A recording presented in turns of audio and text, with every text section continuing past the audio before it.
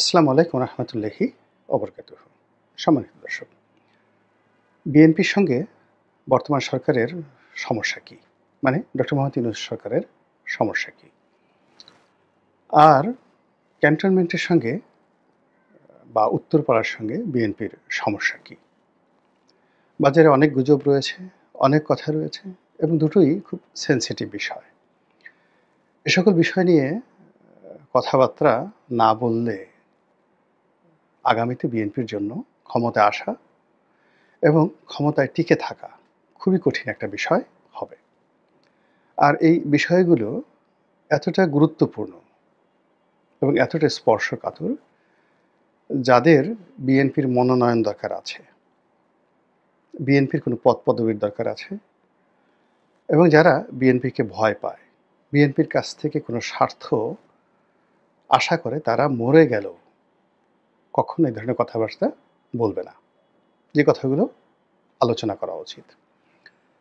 দ্বিতীয়ত, এই বিষয়গুলো মূল্যায়ন করার জন্য আপনার অ্যান্টেনা থাকতে হবে। মানে আপনার কাছে তথ্য থাকতে হবে, উপাত্ত থাকতে হবে এবং সেই বিষয়গুলো আবার কুকিং করে, মানে মূল্যায়ন করে সেগুলো বিএনপির নিকট বুঝিয়ে বলতে হবে যে সমস্যাগুলো এখানে আছে। এখন বিএনপির যে সকল দল দাস রয়েছে, কৃতদাস রয়েছে, প্রথমত এই সমস্যাগুলো তাদের মাথায় আসবেই না।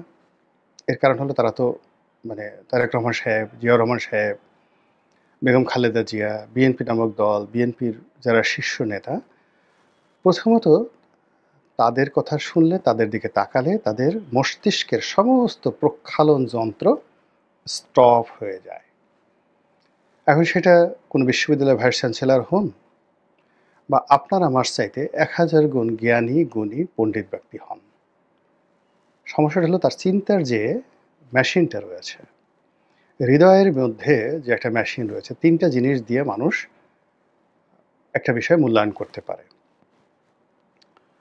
প্রথমত হলো তার তথ্য লাগবে, প্রচুর ডাটা লাগবে, আর সেই ডাটাগুলো সে মস্তিষ্কে ঢুকাবে। মস্তিষ্কে তার যে পাওয়ার রয়েছে, সেই পাওয়ার অনুযায়ী সেটা প্রসেস হবে মস্তিষ্কের মধ্যে। প্রসেস হওয়ার পরে ওখান থেকে একটা যে জিনিস তৈরি হবে, আপনি ধরুন আপনি গম ঢুকালেন, সেগুলো আটা হয়ে গেল। তো তথ্যগুলো আপনি মস্তিষ্কে ঢুকালেন, তথ্য থাকতে হবে। তো সেইটা নতুন একটা জিনিস, একটা মণ্ড তৈরি করলো রুটি বানানোর জন্য। এরপরে সেটাকে আপনি কি আকার দেবেন, আকৃতি দেবেন, এই জন্য আপনার হৃদয়, রুচি, অভিরুচি, সাহস, শক্তি, এই জিনিসগুলো থাকতে হবে। তারপর আপনার যে 5টা ইন্দ্রিয় রয়েছে, সেই 5টা ইন্দ্রিয়ের অনুভূতি তৈরি করে আপনি একটা জিনিস উপস্থাপন করবেন, যেটাকে বলা হয় দার্শনিক তত্ত্ব। এই দার্শনিক তত্ত্ব হলো রাজনীতির জন্য, সবকিছুর জন্য সবচেয়ে মূল্যবান। আপনি দেখেন, রাজনীতি শুরু হয়েছে 5000 বছর। এর মধ্যে কত উপন্যাস আছে, কত কাহিনী আছে। কারবালার কাহিনী নিয়ে বিষাদ সিন্ধু আছে, মহাভারত আছে, রামায়ণ আছে, ইলিয়াড আছে, অডিসি আছে, এরকম অনেক কিছু আছে, তাই না? মহাশ্মশান আছে কায়কোবাদের। কিন্তু এগুলো তো রাজনৈতিক দর্শন নয়। রাজনৈতিক দর্শন কোথায় আছে? রাজনৈতিক দর্শন আছে চাণক্যের অর্থশাস্ত্রে। এখন পর্যন্ত সেই চাণক্যের অর্থশাস্ত্রের বিকল্প তৈরি করা যায়নি। এর কারণ হলো রাজনীতিকে তিনি দর্শনের জায়গায় নিয়ে এসেছিলেন। আচ্ছা, এরপরে কোন বইতে আছে? এর মধ্যে আছে আকবরনামাতে, আইনি আকবরীতে। এই দুটো বইয়ের রচয়িতা সেই সম্রাট আকবরের অন্যতম মন্ত্রী দার্শনিক আবুল ফজলের। দার্শনিকতা কোথায় আছে? সেটা আছে সেই সানঝুর আর্ট অফ ওয়ারে। দার্শনিকতা কোথায় আছে? কোড অফ নেপোলিয়নে। সম্রাট নেপোলিয়ন যেটা লিখেছিলেন, দ্য কোড অফ নেপোলিয়ন। দার্শনিকতা কোথায় আছে? দার্শনিকতা আছে ইবনে খালদুনের আল মুকাদ্দিমা এই বইতে। আচ্ছা, তো দার্শনিকতা কোথায় আছে? দ্য স্পিচ অফ সেনেকার বইতে। জার্মান দার্শনিক নয়, এটা হলো রোমান সম্রাট নিরো, সেই নিরোর যে টিচার ছিলেন সেই টিচারের বইতে। দার্শনিকতা কোথায় আছে? Thinking of Marcus Aurelius, Roman সম্রাট মার্কাস অর্লিয়াসে। তাহলে দেখুন, এ যাবৎকালে পৃথিবীর ৫,০০০ বছর ইতিহাসে কত রাজা কত মহারাজা আছে, কিন্তু রাজনীতিকে দর্শন হিসেবে আখ্যা দিয়ে যে পুস্তকগুলো রচনা হয়েছে তার সংখ্যা ১০ থেকে ১২টার বেশি নয়, এবং সবগুলোই হলো মাস্টারপিস।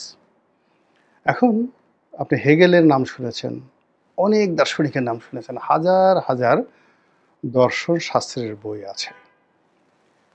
তো এই সকল দর্শন শাস্ত্রের বইয়ের বাইরে হাজার হাজার গল্প সাহিত্য উপন্যাস রয়েছে, কিন্তু রাজনীতিতে যে মাস্টারপিস যে বইগুলো, সেগুলো দ্য প্রিন্স, ম্যাকিয়াভেলির প্রিন্স বলেন কিংবা চাণক্যের অর্থশাস্ত্র বলেন, এইগুলোর ধারের কাছে কোনো জ্ঞানের বই পৃথিবীতে নেই।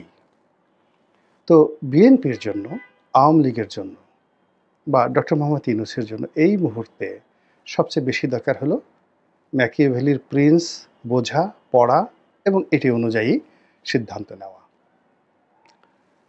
চাণক্যের অর্থশাস্ত্র পড়া, আল মুকাদ্দমা পড়া এবং সে অনুযায়ী তাদেরকে সিদ্ধান্ত নেওয়া। আর একটা বই আছে, সেটা হলো রোড টু মক্কা। এটা দর্শন নয়, ইতিহাস এবং দর্শনের মাঝামাঝি একটা জায়গা, যেখান থেকে অনেক সিদ্ধান্ত গ্রহণ করা যেতে পারে। আবুল আসাদের লেখা রোড টু মক্কা। আরও একটা বই আছে, সেটা দর্শন নয়, ইতিহাসের বই, সেটা হলো দ্য হিস্ট্রিয়া, হিরোডোটাসের লেখা বই। আরও আছে সোলনের the first constitution in the world, তো সোলন যেটা রচনা করেছিলেন। তো এই জিনিসগুলো যদি যে রাজদরবারের চর্চা হয়, ওই রাজদরবার ২০০ বছর, ৩০০ বছর, ৫০০ বছর যাকে বলা হয় টিকে যায়। আপনি চিন্তা করেন যে সুলতান সুলেমানের রাজদরবার, সেখানে ম্যাকিয়াভেলির প্রিন্স প্রতিনিয়ত সেখানে অনুশীলন হতো, পর্যালোচনা হতো এবং প্রতিদিন এটা নিয়ে তর্ক বিতর্ক হতো। সুলতান সুলেমানের অটোম্যান। আপনি চিন্তা করেন, এই যে সোলনের যে ফার্স্ট কনস্টিটিউশন, কিংবা ধরুন সেই প্লেটোর বই the writings of Socrates, the speech of Socrates, এইগুলো নিয়ে বাদশাহ হারুন আর রশিদ, খলিফা আল মামুন, তাদের যে বায়তুল হিকমা, সেই তাদের একটা সেই যে বায়তুল হিকমা ছিল, সেই বায়তুল হিকমা মানে লাইব্রেরি, সেখানে এটা নিয়ে আলোচনা হতো। আপনি চিন্তা করেন যে ফেরাউনদের, আজ থেকে ওই যে মুসা নবীর জামানাতে তাদের যে লাইব্রেরি, তো সেই লাইব্রেরিতে যে সকল কালেকশন, সেই কালেকশন দেখে নেপোলিয়ন বোনাপার্ট দুনিয়া ভুলে গিয়েছিলেন। তার যে প্রায় ১,০০০ নেভাল শিপ ব্রিটিশ আর্মি পুড়িয়ে দিয়েছিল, তো সে বলছে, তার সৈন্যবাহিনী এসে বলল যে স্যার সব তো পুড়িয়ে দিয়েছে, আমরা তো যেতে পারবো না। বলে, তাতে কি হয়েছে? What happen, why you have disturb me, আমি তো এর চেয়ে গুরুত্বপূর্ণ কাজ করতেছি। এই দর্শন শাস্ত্র বুঝতে পারার কারণেই একজন নেপোলিয়ন বোনাপার্ট হয়েছিলেন। এখন বিএনপি যে ক্ষমতায় যাবে, তাকে আগে বুঝতে হবে যে কেন ২০০৬ সনে তাদের ক্ষমতা চলে গিয়েছিল। This is the first question. তো যেই কারণে বিএনপির ক্ষমতা চলে গিয়েছিল এবং যেই কারণে ১-১১ হয়েছিল, সেই কারণের প্রতিকারণ বিএনপি ঘটাতে পেরেছে? মানে যে অন্যায়গুলো হয়েছে, ধরুন আপনি একজনের গালে একটা চড় বসিয়ে দিয়েছেন, সে আপনাকে মারার জন্য খুঁজতেছে। এখন তার মার থেকে, হাত থেকে যদি আপনাকে বাঁচতে হয়, তাহলে ওই যেই লোকটিকে থাপ্পড় দিয়েছেন, তো তাকে তলোয়ার দিয়ে একটা খোঁচা দিয়ে তার কল্লা নামিয়ে ফেলার জন্য ঘাড় থেকে শরীর থেকে ঘাড় আলাদা করার জন্য আপনার শক্তি লাগবে, অথবা তাকে এমন উপহার দিতে হবে, এমন ব্যবহার করতে হবে, তার মনোরঞ্জনের জন্য এমন কাজ করতে হবে, সে ওই থাপ্পড়টাকে ভুলে যাবে।